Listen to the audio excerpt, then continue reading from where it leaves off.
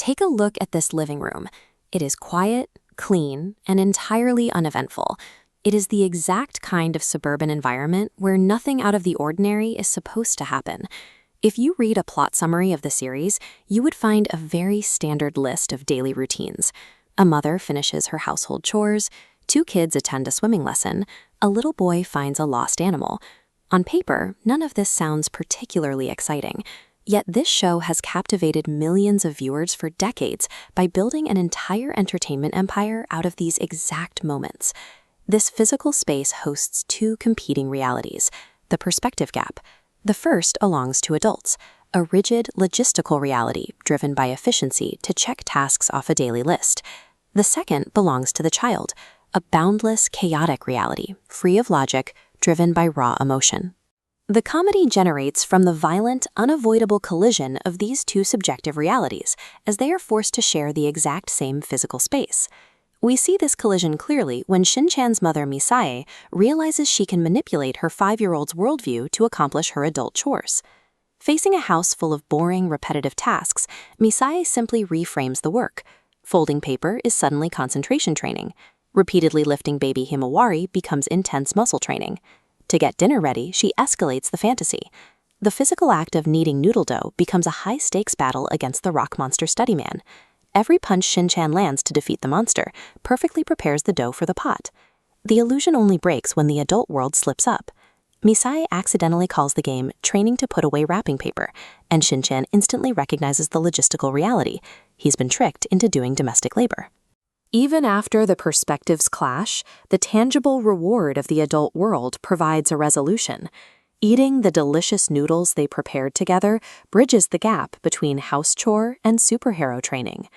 This dynamic flips when we look at Kazama, a child desperately trying to adopt an adult perspective before he's ready.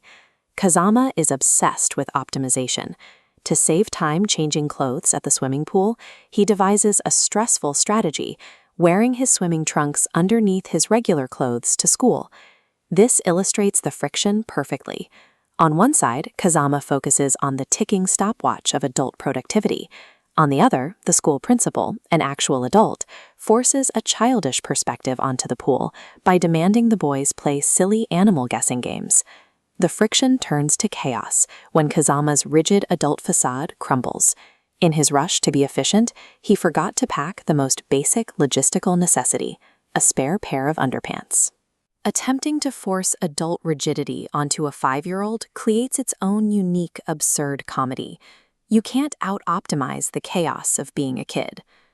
The perspective gap carries profound emotional weight, seen clearly in Bochan's connection to Zero, a lost armadillo he hides from the adults. Bochan frames the situation through a lens of magic. To him, Zero is a talented best friend capable of performing tricks for a TV show. Then the adult world intrudes. A zookeeper named Darrow Aroma arrives, exhausted from searching the neighborhood for his missing transport animal. The zookeeper sees a simple logistical problem.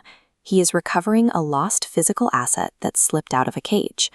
For Bochan, this is the devastating end of a magical partnership. This storyline reveals the real emotional stakes of the perspective gap. To a child, the magical reality is absolute truth, and its collision with adult logistics can be genuinely heartbreaking. The zookeeper resolves this tension by acknowledging Bochan's world.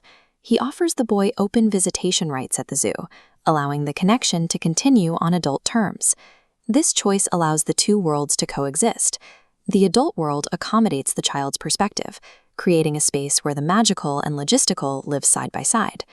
Here, chores become monster fights, and zoos become homes for magical friends. The show's enduring popularity relies on this balance. It never invalidates the boundless imagination of childhood, treating the child's subjective reality with the same respect as the adult's chores. Crayon Shinchan treats the mundanity of everyday life as a canvas. It reminds kids and adults alike